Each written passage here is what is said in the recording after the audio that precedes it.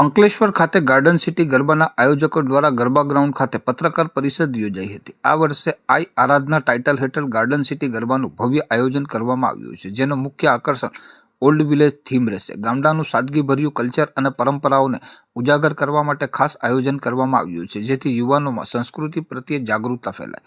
આ વખતે quite drugs save life મુખ્ય સૂત્ર રાખવામાં આવ્યું છે। યુવાનોને ડ્રગ્સ જેવી ખરાબ ટેવોથી દૂર રહેવા માટે આ કાર્યક્રમ દ્વારા જાગૃતિ ફેલાવવામાં આવશે અને સમાજમાં સકારાત્મક પરિવર્તન લાવવા પ્રયત્ન કરવામાં આવશે। ગરબા કાર્યક્રમ દરમિયાન 60થી વધુ કલાકારો જોડાશે અને ખાસ કરીને મલ્હાર પંડ્યા, જે સારેગમપાના ફાઇનલિસ્ટ છે, તેમના સુરીલા સ્વરમાં ગરબાની રમઝટ જામશે। સાથે જ કણબી સિસ્ટરો પણ ધૂમ મચાવશે। આ ઉપરાંત એક ખાસ ટેકનો ગરબાનું આયોજન પણ રાખવામાં આવ્યું છે, જે ગુજરાતમાં પ્રથમ વખત યોજાઈ રહ્યું છે। આ વખતે ટિકિટ માટે સંપૂર્ણપણે ઓનલાઈન સિસ્ટમ રાખવામાં આવી છે। QR કોડ સ્કેન કરીને ટિકિટ મેળવી શકાશે। નેટવર્ક સમસ્યાથી બચવા માટે ફ્રી વાઈફાઈ સિસ્ટમ પણ ઉપલબ્ધ રહેશે।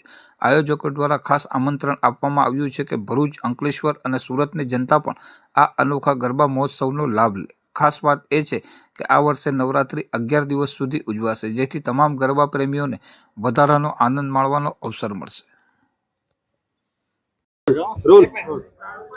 નમસ્કાર, જય માતાજી મિત્રો, હું છું તમારો મહર્ષિ પંડ્યા અને મને તમામ અંકલેશ્વર વાસીઓને જણાવતા ખૂબ જ આનંદ થાય છે કે આ વર્ષે આઈ આરાધના 2025નું આયોજન થવા જઈ રહ્યું છે આપણા જ garden city, the iconic garden city Ankleshwar ખાતે, જેમાં હું, મારી સાથે પ્રદીપભાઈ, મુંબઈથી જીતિકા, આપણા સુરતના કણબી સિસ્ટર્સ અને જેડી એન્ટરટેનમેન્ટ, શ્રી ખોડલધામ મંડપ અને તમામ કેએમ આર્ટિસ્ટ મેનેજમેન્ટ અને આપણા રિધમ અરેન્જર જીતભાઈ ગઢવી, બહુ લાંબા નામ થઈ ગયા પણ તમે એકવાર જોશો તો ખબર પડશે કે બહુ જ આનંદ આવવાનો છે। અમારી સમગ્ર ટીમ તમને તમામ અંકલેશ્વર વાસીઓ અને તમામ ગાર્ડન સિટીના ખેલૈયાઓને મન મૂકીને જમાવવા માટે ખૂબ જ તત્પર છીએ અને આ વર્ષે ખૂબ જ સરપ્રાઇઝીસ તમને જોવા મળશે અને ખેલૈયાઓને જે પણ અગવડ પડતી હતી કે પડે છે એ તમામ અગવડોને અમે પાર પાડી છે અને ખૂબ નિર્વિઘ્નપણે આયોજન કરવા માટે અમે તત્પર છીએ।